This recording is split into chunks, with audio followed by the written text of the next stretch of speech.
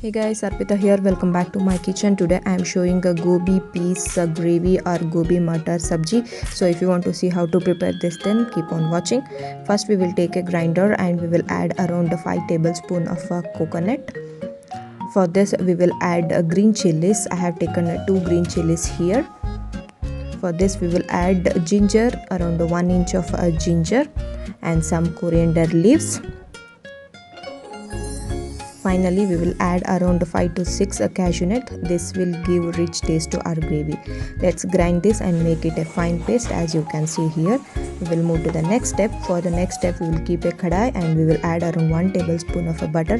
If it is optional, you can add only oil also, but I am using 1 spoon of butter and 1 spoon of oil.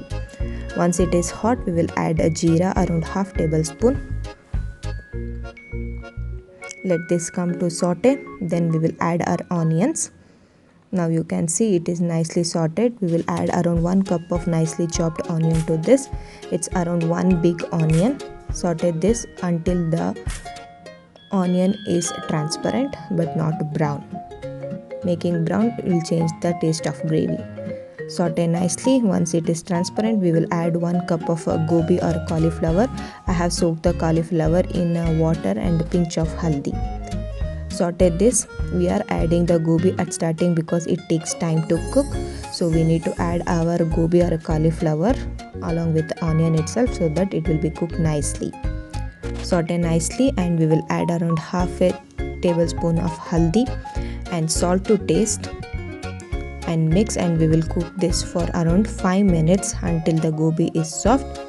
Adding salt at starting makes the gravy more tastier. For this I will be adding 1 cup of tomato, finely chopped tomato. Mix and we will close the lid and cook this for 5 minutes until the gobi, onion, tomato is soft. Now you can see it's cooked for 5 minutes. Still my gobi is raw. At this stage we will add our coconut paste what we grinded in the previous step. We will give it a good mix and let this come to the boil. Once this comes to the boil, we will add all our dry ingredients, that is dhania powder half tablespoon, chili powder half tablespoon, and jeera powder around half tablespoon. As we have added chilies also, make sure you add little amount of chili powder. Give it a good mix and we need to cook this for another 3 to 4 minutes by closing the lid. This makes sure our gobi gets all the flavor. You can see now it has almost cooked. You can check the gobi by just breaking it out. Finally we will add our peas. I am using the fresh peas, so it takes hardly 2 to 3 minutes to cook. We'll add little of water.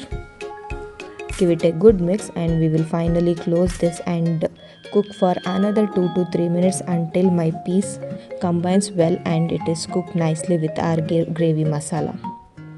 It's been 3-4 minutes now. It's nicely cooked. You can see oil has released on sides. Give it a final mix.